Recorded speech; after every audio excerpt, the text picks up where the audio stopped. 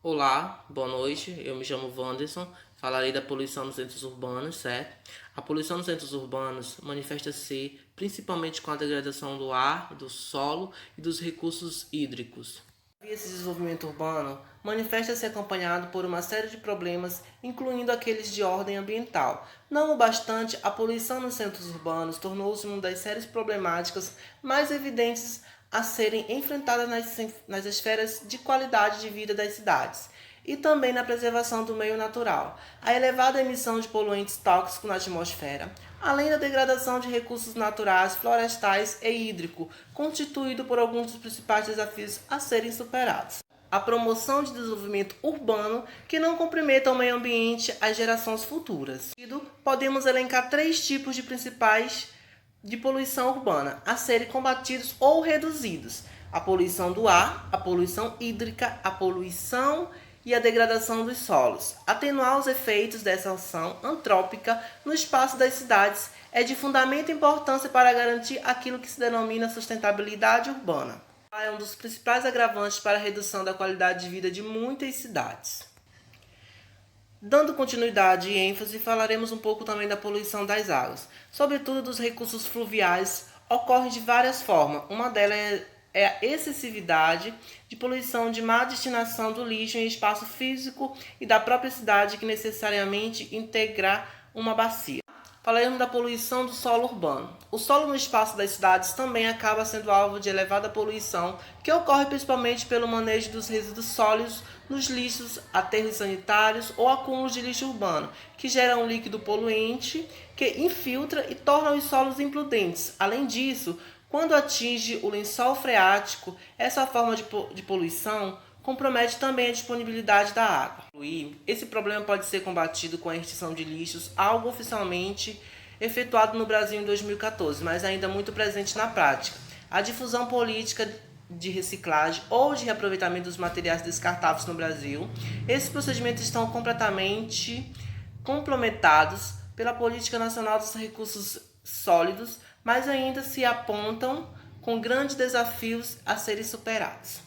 Olá pessoal, meu nome é Wesley Júnior, faço parte da equipe 5 e falarei a respeito da poluição atmosférica. Bem, como nós já sabemos, a poluição atmosférica é uma problemática ambiental que ela ocasiona consequências negativas tanto para o ser humano quanto para o meio ambiente. E como é que ela vem aumentando, em torno dos anos?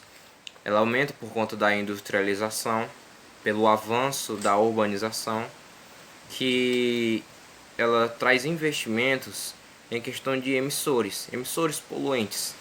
Estes emissores, sejam eles automóveis, sejam eles indústrias hidrelétricas que precisam de uma área para serem construídas e assim elas praticam desmatamento, e as árvores, ao serem cortadas, elas liberam dióxido de carbono na atmosfera, trazendo assim uma poluição atmosférica, E por meio desses processos de industrialização, a poluição atmosférica ou a poluição do ar, ela vem aumentando, e os problemas que ela causa para a natureza em si são evidentes.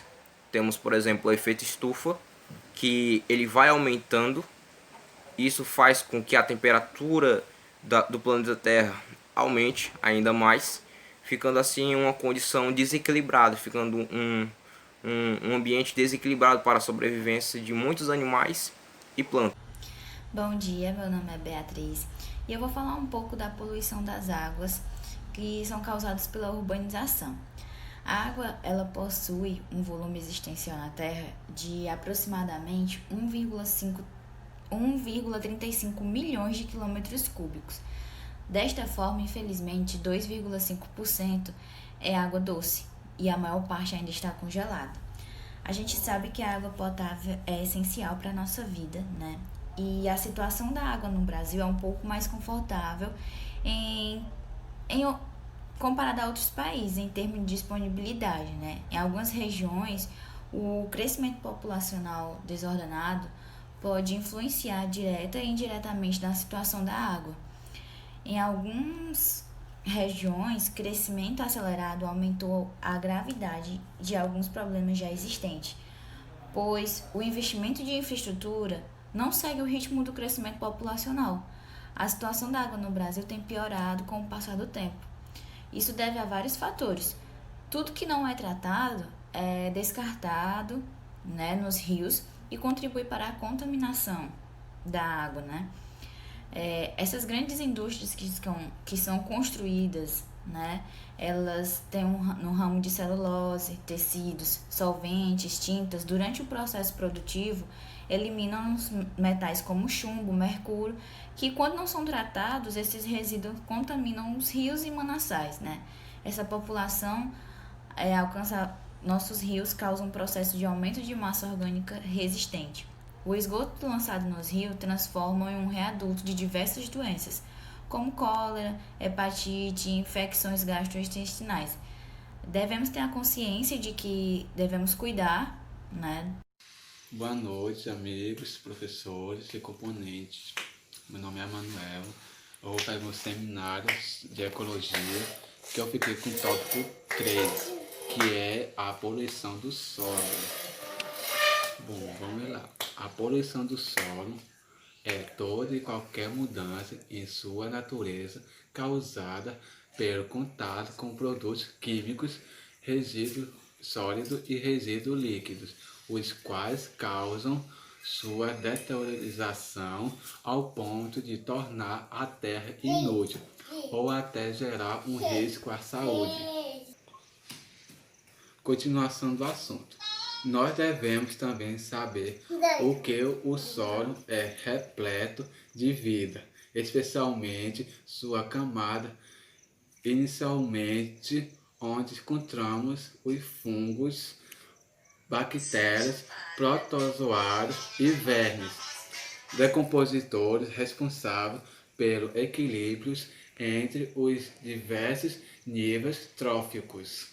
É formado pela degradação de rochas e decomposição de restos de vegetais e animais, por meio da ação dos referimentos agentes decompositores e outros. Exemplos: a chuva e o vento. Mas, de modo geral, podemos estimar que solvente, detergente, lâmpadas, fluorescente, componentes eletrônicos, tintas, gasolina, diesel e óleos automotivos e etc. são os principais agentes poluidores do solo. Sabemos que o condicionamento inadequado do lixo doméstico, esgoto e resíduos sólidos industriais degradam a superfície, além de trazer gases tóxicos e chuvas ácidas. Esse foi o meu trabalho a todos. Eu espero que vocês gostem. Tá bom, professor? Uma boa noite para todos. Oi, o meu nome é Tainá Rocha e eu vou falar um pouco sobre a inversão térmica. O que é uma inversão térmica? A inversão térmica é um fenômeno natural que normalmente acontece em dias frios, mas também pode acontecer no verão, onde uma massa de ar frio se instala na camada baixa da atmosfera, esfriando a superfície. O clima ele fica mais frio.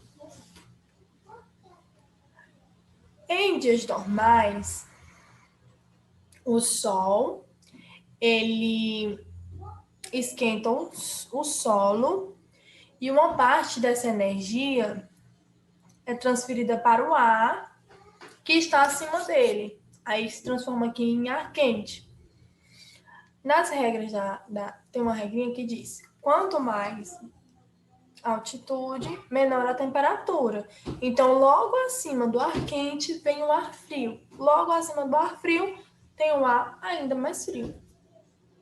Então, acontece que o ar quente, ele é menos denso. Então, ele tende a subir. O ar frio, ele é mais denso, então ele tende a descer.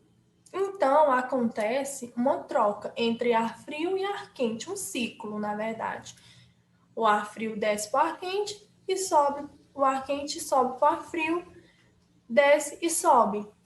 O nome desse ciclo é renovação do ar. Já na inversão térmica, o que acontece é que o Sol ele não está tão presente no inverno, né? E daí não vai ter... E então vai se formar uma massa de ar que vai vir e vai se instalar logo abaixo da atmosfera, que é logo abaixo do ar quente. E daí ele vai ficar ali instalado. Como ele é pesado, que ele é mais denso, ele vai parar, vai se instalar ali e vai ficar. Acontecendo, então, a inversão térmica. Não vai acontecer o ciclo de renovação do ar. O ar ele vai ficar ali e as partículas que tem ali no ar, elas vão ficar paradas. O que acontece com a poluição. E a poluição, as partículas vão ficar lá e as partículas ficam ali, elas não vão se dissipar, elas vão ficar ali retidas no ar. O que acontece é a nuvem cinzenta. Tem a nuvem cinzenta por conta desse fenômeno que é chamado inversão térmica. Quais os problemas que podem acontecer com a inversão térmica? Na verdade, a inversão térmica em si, ela não é um problema. Ela se torna um problema em áreas urbanas, onde o ar possui altas concentrações de poluentes. Essa retenção de poluentes na atmosfera pode causar ou agravar problemas de saúde, principalmente relacionados a doenças das vias respiratórias. Como resolver o problema da inversão térmica em áreas urbanas? O endurecimento de políticas ambientais, principalmente nos grandes centros urbanos, o aumento da fiscalização em polos industriais, a redução do número de queimadas e a substituição de combustíveis fósseis, como, por exemplo, petróleo, gás natural e o carvão, por biocombustíveis, como, por exemplo, o etanol e o biodiesel. Então, foi isso. Espero que tenha ficado claro. Muito obrigada.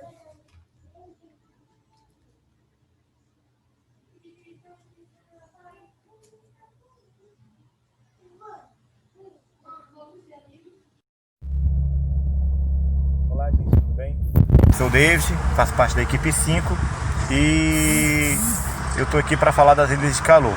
Completando a fala da minha colega Tainá, né, as ilhas de calor, elas evoluíram muito com o passar do tempo, com o crescimento dos grandes centros urbanos, certo? Então, assim, percebe-se bem que nos grandes centros urbanos há uma maior concentração de calor, diferentemente dos interiores, né? Por que se dá isso? As grandes cidades, os grandes centros urbanos, eles há uma escassez de área verde, né? de mata. Então isso é o que provoca uma grande elevação de temperatura nessas áreas prediais, né? com grandes construções, né? Diferentemente de áreas onde não há toda essa estrutura urbanística, né? Então, por exemplo, as cidades pequenas, elas sofrem menos com isso, né? E eu tô aqui falando de Fortaleza, tô sentindo tudo isso. Tô doido pra voltar pro meu acarauzinho. Então é isso daí, gente. Muito obrigado a vocês, tá? Valeu!